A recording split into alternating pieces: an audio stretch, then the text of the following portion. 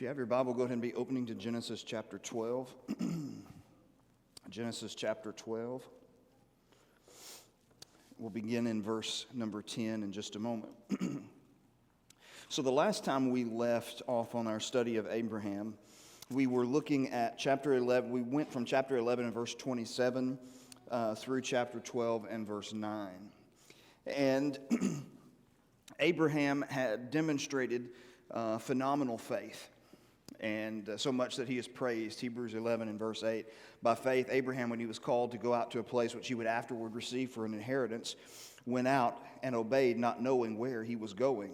And so when we're introduced to him right off the bat, you look at him and go, that guy's cut from a different cloth. How in the world did he do that? And you look at him and go, I'm not sure I'm ever going to be able to have faith like that. But as we continue reading, we realize that maybe his faith is not all we thought it was. That being an individual of faith sometimes and all the times means that inevitably mistakes will be made. And that faith is about developing and growing into maturity. And so when Abraham goes down into Egypt, it becomes an occasion where, the common phrase is faith over fear. Let faith conquer your fear. But on this occasion, Abraham, who has just completed a phenomenal feat of leaving his homeland, he's hit with his first problem while living in the new promised land, and fear takes over and drowns his faith.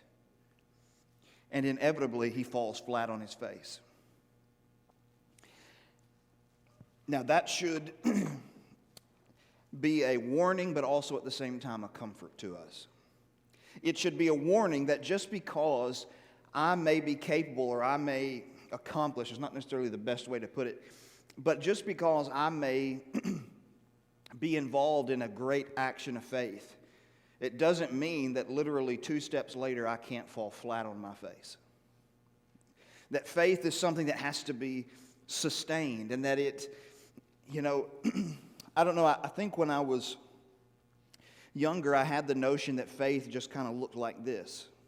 Like if you're looking at a chart, it just steadily progressed. Right? The more now I think about faith in myself and in other people, I think about it like this. Basically, let a 3-year-old color on a piece of paper, and I think you've got a picture of what faith actually looks like. It's up and down. It's back and forth. It's a constant sense of battle. There are great triumphs and there are great failures. And so what I want us to do is look, and let's begin by reading this account, and then we will make some observations concerning it. So Genesis chapter 12, beginning in verse 10, we'll go actually through chapter 13 and verse 1. It says, Now there was a famine in the land, so Abram went down to Egypt to sojourn there, for the famine was severe in the land. And when he was about to enter Egypt, he said to Sarai his wife, I know that you are a woman beautiful in appearance, and when the Egyptians see you, they will say, This is his wife. Then they will kill me, but they will let you live. So say you are my sister, that it may go well with me because of you, and that my life may be spared for your sake.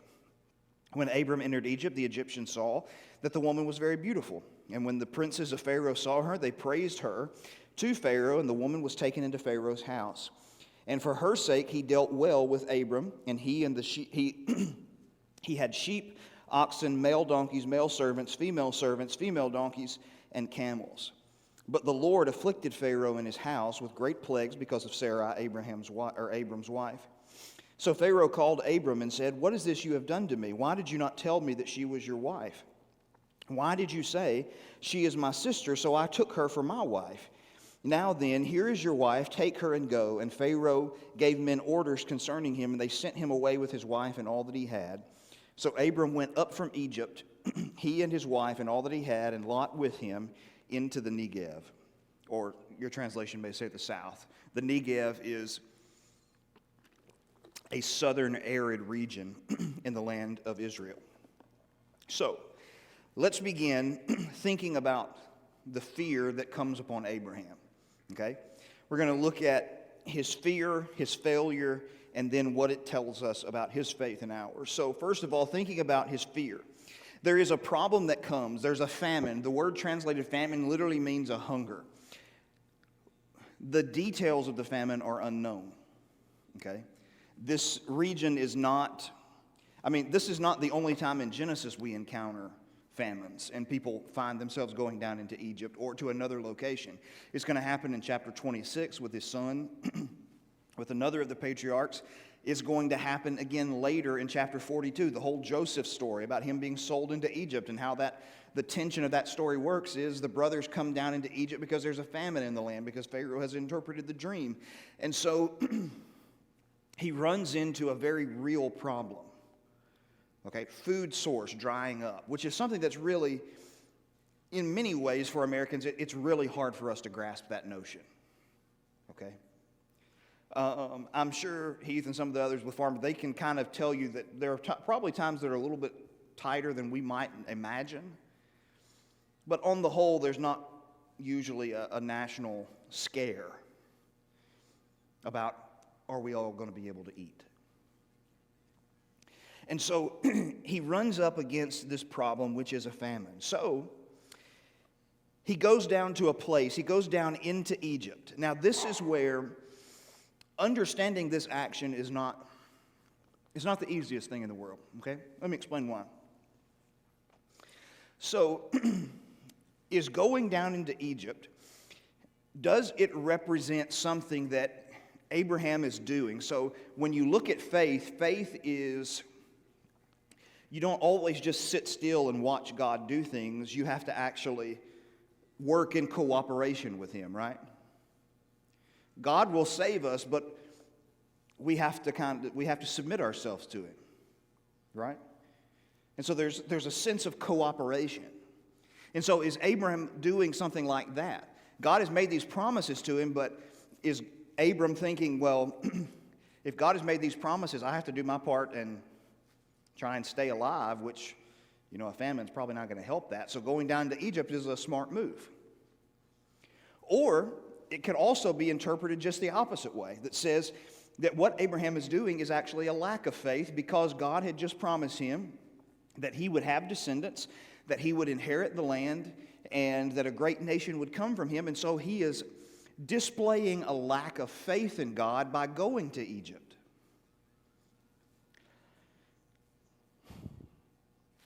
I got no idea. I have no idea what.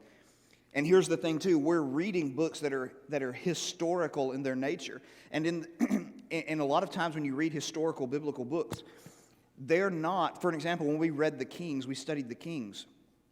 God doesn't say about every single action, and this was right and this was wrong. He expects the reader, especially in the Kings, to be well versed in Deuteronomy, so that as they see the actions being displayed in the Kings, they can make a biblical judgment based upon Deuteronomy, whether it's right or it's wrong. Well, we don't have that here.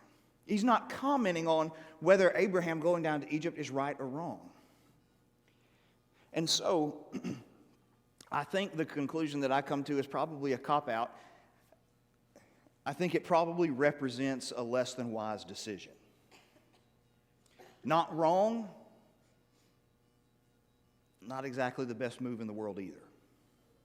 Okay?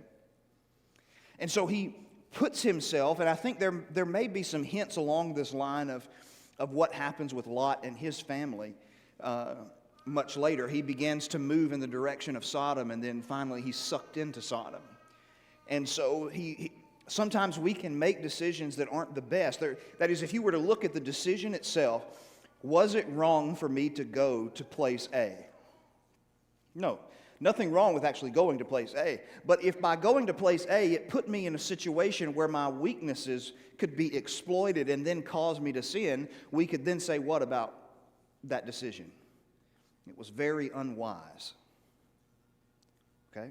So, I think that's what's going on with Abram here. He's he's hit his first problem, and I like the way one of my friends put it, because I was, honestly, earlier this week was I couldn't make a decision here, and so I started calling people that are a lot smarter than I am and said, what do you think? And I like the way he put it. He said, look, he's always been a city guy. He dwelt in Ur and then Haran, and now he goes out into the wilderness of Israel, and he can't feed his family, and so what's his natural instinct? Go back to the city. Go to Egypt, another large metropolitan area that he understands and that he knows. And so it's something that's ingrained in his reactions. But I do think we're safe in saying that he does not inquire of God about what he should do. And that's not a wise decision ever. So, with that, he then concocts a plan. He and Sarah, and what we'll see in just a minute, they concoct this plan that is what some people would call a half-truth. Say you are my sister. Well, there's no really such thing as a half-truth. Lying is about deception. To be a lie, it doesn't have to be a direct contradiction. Okay? It's simply, I'm going to just not mention a fact because that fact would tip you off to something, and I'm trying to keep you away from that. Therefore, I'm deceiving you. Lying is about deception. So, say you are my sister. Well, Abram is going to make this same mistake much later in chapter 20. And when he's asked about it on that occasion, he says, well, I mean, she is my sister. And that was true. They had the same father and they were different mothers. And then in verse 13 he says, and this was the agreement that we made. I told her, when God calls me to wander from my country, I told her, come to an agreement with me that says wherever we go, that you will tell everyone we meet that I am your brother to spare my life. And so this is a well-concocted story that they intend to use basically all the time. Well, I'm telling the truth. Technically, she is my sister. She's also your wife. So in this plan, they show deception, and it indicates a weakness in their faith. Okay? That is, when fear takes over, there's a sense of self-preservation. It's built in literally into our bodies. God has given us a sense of what is many times called the fight or flight mode. When we feel threatened, our brains tell us, run, fear is present. Or fight, because fear is present. Okay? And what's interesting is, when you look at brain scans and different things as these things are going on, is that other parts of your brain literally shut down. And every bit of your brain function moves to fight or flight.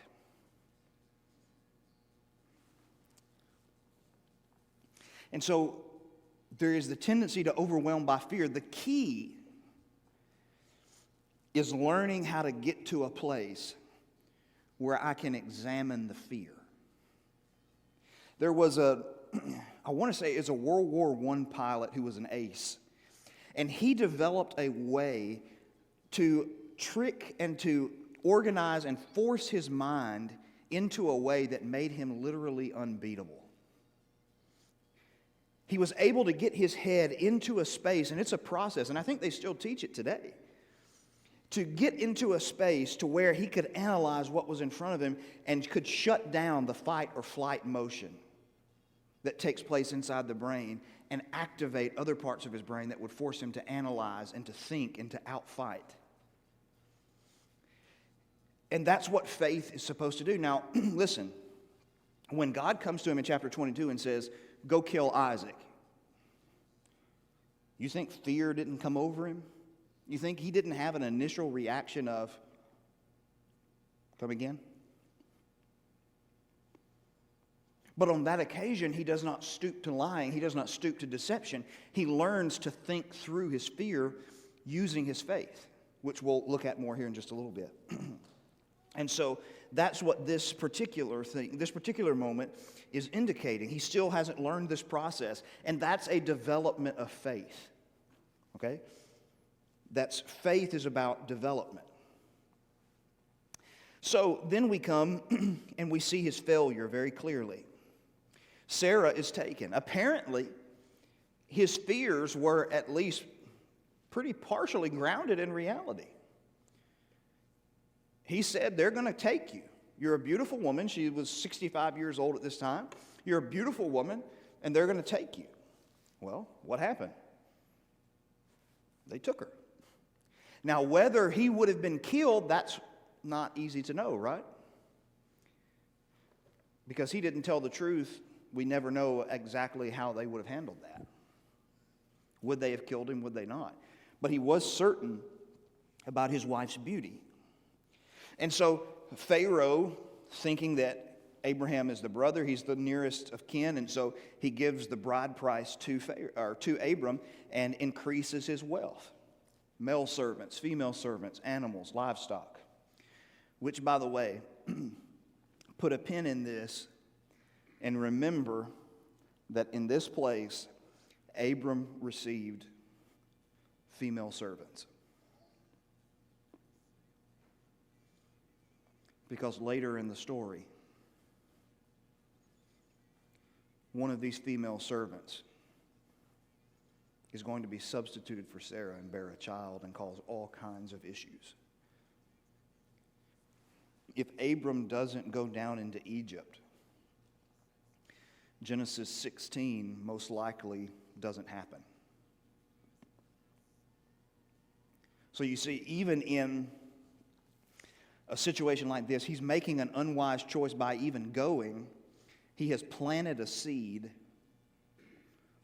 that will later come back to haunt him and will actually grow into another monumental mistake. So she is taken, and then Abraham is discovered. Pharaoh calls him. There is a plague that attacks his house. What that plague is, nobody knows. How they found out it was Sarah and Abram, the text doesn't actually indicate. Does it mean that the plague affected only Sarah, or the plague only affected Pharaoh and the Egyptians, and Sarah was exempt from the plague? And so you kind of just by deduction go, we're all Egyptians and we've all got this sickness and this plague. You're not, and you're not sick. You need to tell us why. It seems like a pretty plausible way of arriving at the conclusion. Either way, he knows it. He puts it together and he calls Abraham in and basically rebukes him and says, why did you lie to me? I took her to be my wife. You said she was your sister. I didn't do this with the intention of taking another man's wife. And so he says to Abram, get out, go, get out of here. I don't want you here. And then there was one writer in commenting on this that asked a very good question. He said, Abraham is rightly rebuked right here. He says, but what do you think that the Pharaoh thought about the God of Abraham after this exchange?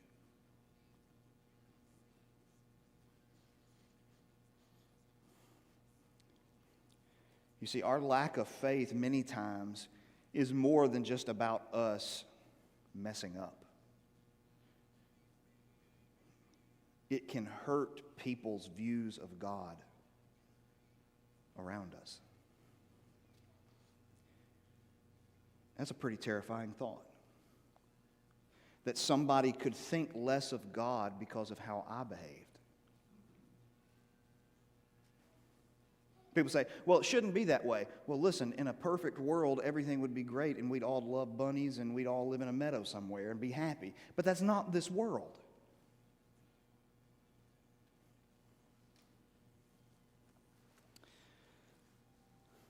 So then we move to his faith. His family comes with him.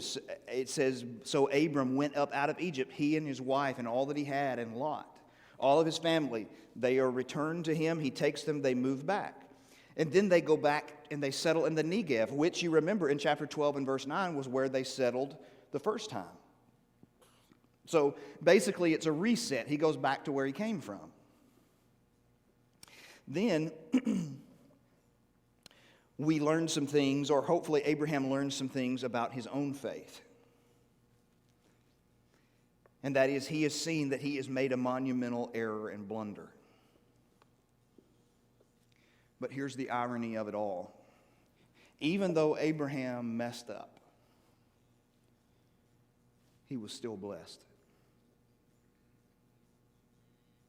He lied to Pharaoh about who his wife was, and that's one of the ways that God increased his wealth, was that Pharaoh gave him gifts and he kept them.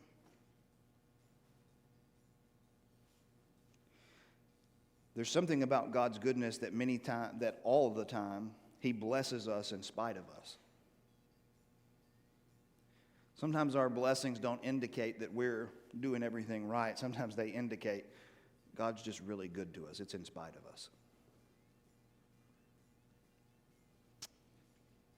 But I want to just give 3 principles at work here, and then we'll be done, about what we learn here. Number 1, faith is far from perfect. It's far from being perfect. Faith encompasses mistakes. It's about growing in maturity. And maturity comes many times. I think about it, okay? I think about it just in my own life in preaching. The way I handle situations now at 37, almost 38, is not the same way I handled them when I was 22.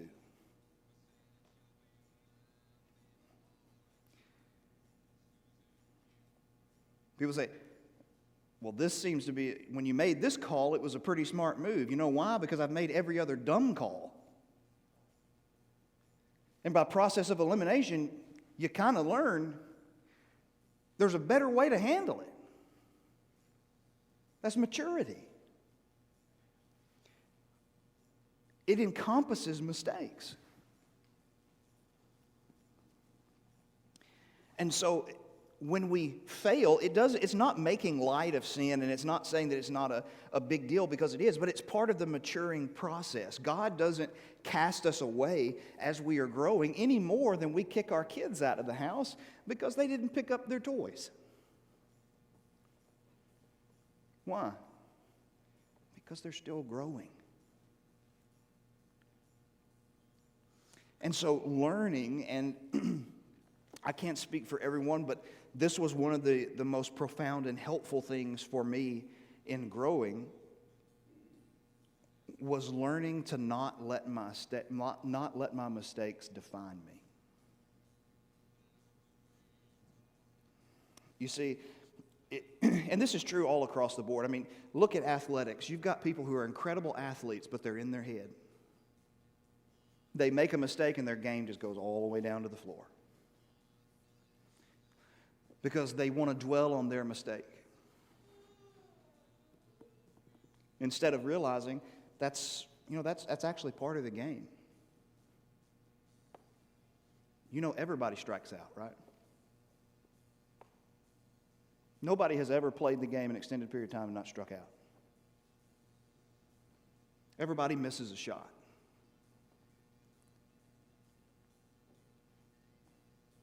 It doesn't mean you're no good. It doesn't mean you're a talentless hack. It means you're maturing, you're growing. But your growth and maturity depends upon what you decide to do with your mistakes. Do you let them define you and say, this becomes my identity? Or do you say, maybe I should just sit down and look at this and try and learn from this and make the corrections that are necessary? A lot of people say experience is the best teacher, and I agree with that. Because I think what people mean is this. It's not just having an experience that teaches you something, it's evaluating the experience. A lot of people do the same thing over and over again, and they never learn a single thing from it. But evaluating experience. It says, this is what happened, this is how I handled it. Could have done this, I thought I handled somewhat well. The other side, I probably could have handled this a little bit more gently, could have spoken a little bit more kindly, could have handled it a little bit better. And so next time when it comes up, this is how I want to respond. But evaluating the experience. Number 2, faith does not mean the absence of any fear. It means the triumph of God's promises in the face of fear. Faith does not remove every fear that we will ever have. It's learning to reason through them and to think through them with the promises of God, okay? Now, if you take this occasion, here's the challenge that's before him. It's a famine. He immediately rushes to Egypt, questionable mistake, and then makes a terrible mistake.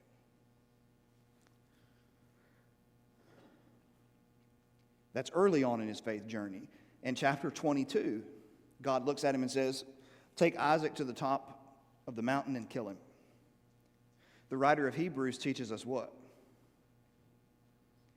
He reasoned in his mind that the son to which God made promises, that he knew, there were certain things he knew. And one of them was God doesn't break his promises. And God has promised that through Isaac all the nations of the earth will be blessed. Therefore, even if I kill him, God must be going to raise him from the dead.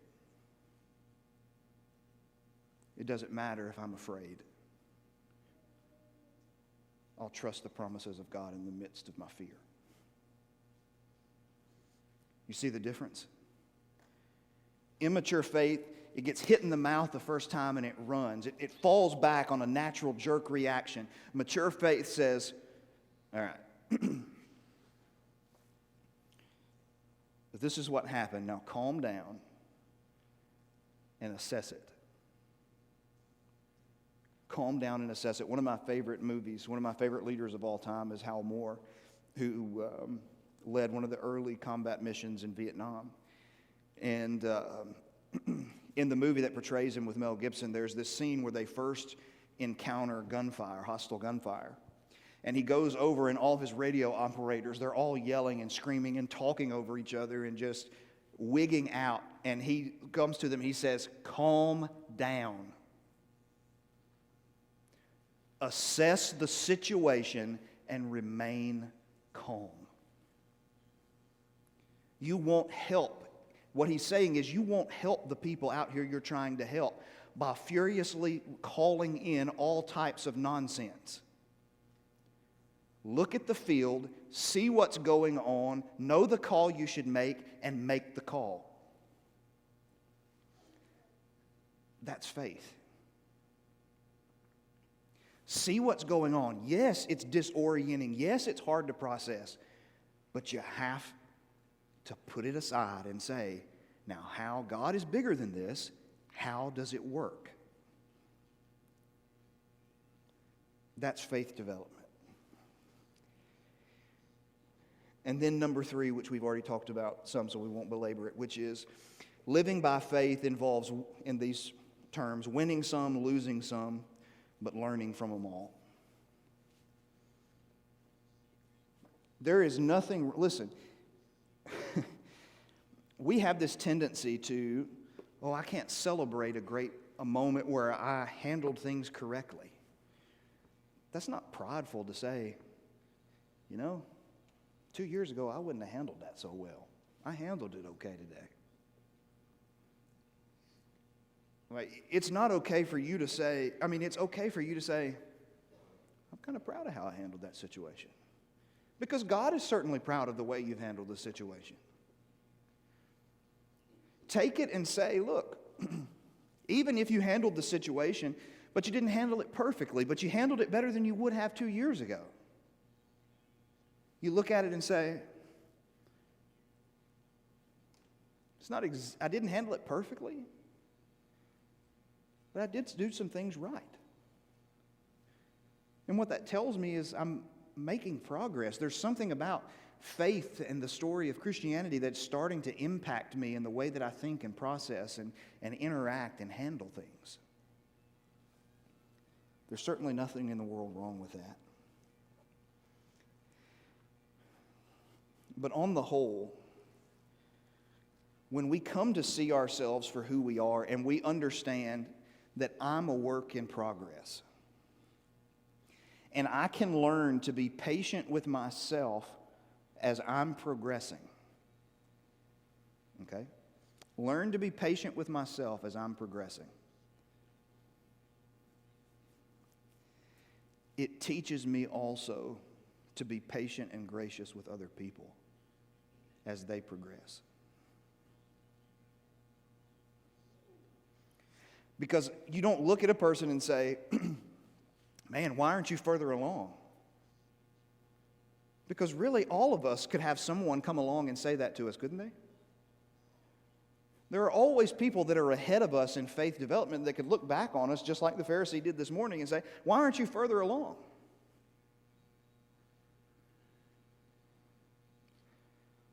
Or we can simply look at people and go, you're making progress. I've been where you are. I know the struggle. I know the up and down of that. If I can help you, I want to help you.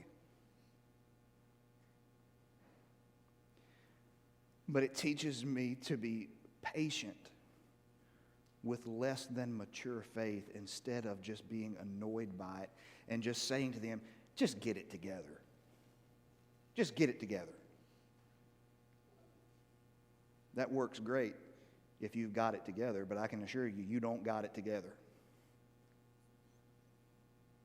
None of us do. And so as we look at Abraham's mistake, we are not looking at it in the sense of, boy, Abraham, that was dumb.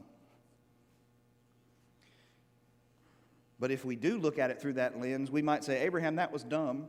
But you know, if that was dumb, I'm probably dumber. Because I've done similar things that are just as bad. And I get where you are.